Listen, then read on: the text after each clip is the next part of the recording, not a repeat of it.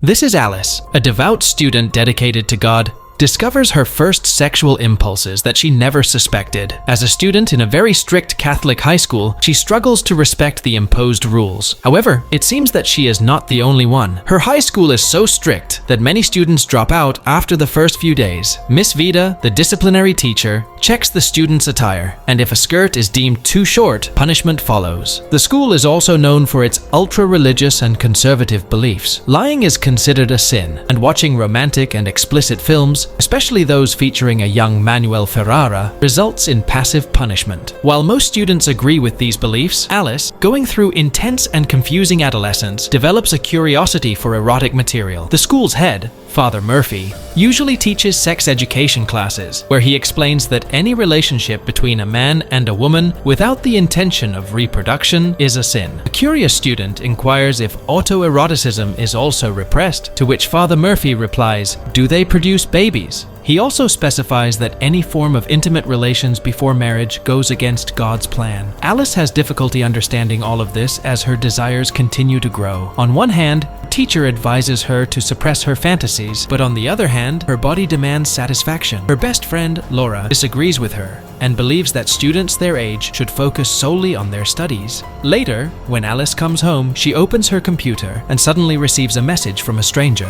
He sends unsolicited and explicit images of himself having sex with his wife. Alice, who has never seen such images before, immediately closes the chat in disgust. However, curiosity soon gets the better of her, and she reopens the message, scrolling through the images. A few minutes later, Eric sends her another message, asking for a provocative photo. Alice sends him a photo of her friend, which excites the man even more, and he starts sending her erotic messages. Alice is perplexed because she doesn't understand most of the words. As the conversation continues, the man asks if she is pleasuring herself. Alice has never done it before. When the man reassures her that everything is fine, she slides her hand inside and suddenly starts to feel wonderful. However, before she can finish, her mother comes home. The next day, Alice and Laura go on a field trip where the students will learn how to get closer to God. Alice sees this as the perfect opportunity to get back on the right path, while Laura wants to get noticed by a popular girl named Nina. When they arrive at the campsite, Alice can't take her eyes off an older student named Chris, who is also the captain of the school football team. Alice and Laura are selected for opposing groups and are not happy about it. Later, Nina leads Alice into a room and asks her to hand over all her electronic devices. Alice hands over her watch but keeps her cell phone with her. The next morning,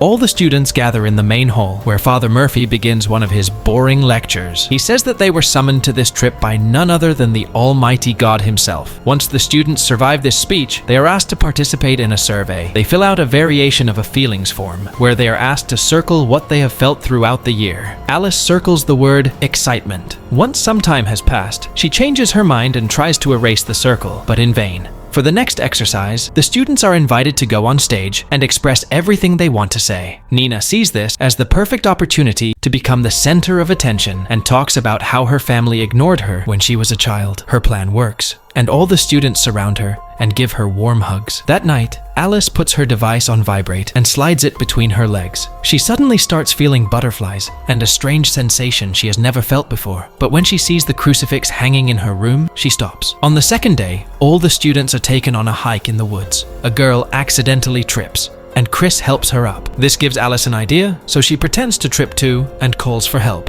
Chris immediately goes to her and carries her to the infirmary. Alice is delighted. In the evening, Nina discovers Alice's cell phone, confiscates it, and Alice is sent to Father Murphy as punishment. He assigns her cleaning duties around the excursion house.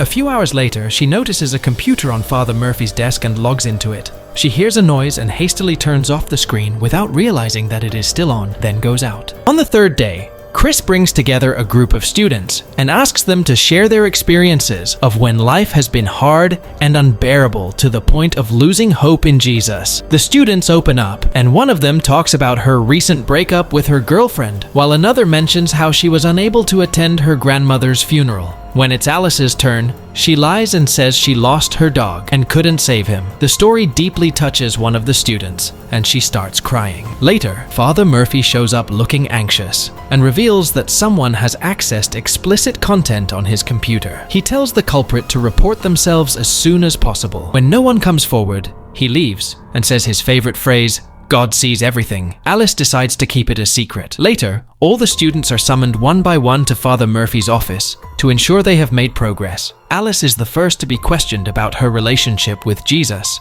to which she simply replies that it's okay. Murphy asks her why she had circled the word excitement. Alice explains that she felt it before, but now it is no longer the case. Same day, Alice is cleaning the cafeteria, and Wade is bothering her by dirtying the floor. She angrily asks him what his problem is, but before he can answer, Father Murphy arrives and takes him away. Shortly after, Alice finds Wade's bracelet and puts it in her pocket. She heads to the kitchen, where she notices something shocking. Nina is kissing a guy in the woods. The sight turns Alice on, and she puts the handle of the broom between her thighs to calm her hormones before being interrupted by a sister. Once she is finished, she rushes to her best friend Laura and shares what she saw. However, Laura refuses to believe her and reprimands her for saying such bad things about her idol. She even accuses Alice of using Father Murphy's computer and calls her a perverted psychopath. Everyone judges Alice. She goes straight into Father Murphy's office and hides Wade's bracelet under the keyboard. But before she can leave, Murphy returns. She hides inside a closet. Surprisingly, Father Murphy begins to view adult content on his sacred computer, and Alice, who witnesses everything, is disgusted. She closes her eyes and turns her head. Outside, she meets Chris, who asks her if she is okay. Alice thinks he is interested in her, and unfortunately kisses him passionately. Chris finds this very weird and runs away crying. At night, while everyone is busy with their prayers, Alice sneaks out of the campsite to get some fresh air. She goes into a bar where she commiserates with the owner, Gina, over how the fear of damnation can distort a teenager's development. Alice asks Gina why everyone hides behind a false image to impress others and hide who they really are. She further adds that she is afraid to explore and make mistakes, afraid that she will go to hell. Seeing her depressed, Gina tells her own story. She also went to a Catholic school where the rules were extremely strict, but she did not let herself be influenced. After hearing this, Alice is happy. On the last day of the excursion, Father Murphy abruptly takes Wade, as his bracelet was found in the office, making him the culprit in the father's eyes. Later, Wade is forced to confess in front of all the students. Then Father Murphy interrupts and asks if anyone else wants to confess. Alice willingly comes forward and says that everyone has something to hide, but that doesn't make them bad people. She also encourages everyone to stay true to themselves and to respect others the same way Jesus did. A few days later at school, Alice sees Chris, who is still uncomfortable about the previous incident. He thinks Alice will jump on him again, but when she promises that she just wants to be his friend, he calms down. That evening, Alice confesses to Father Murphy. She reveals that she watched an adult video during the excursion. When she begins to describe the details of the video, Father Murphy realizes that it is his favorite video. They both think it is wise not to talk about it.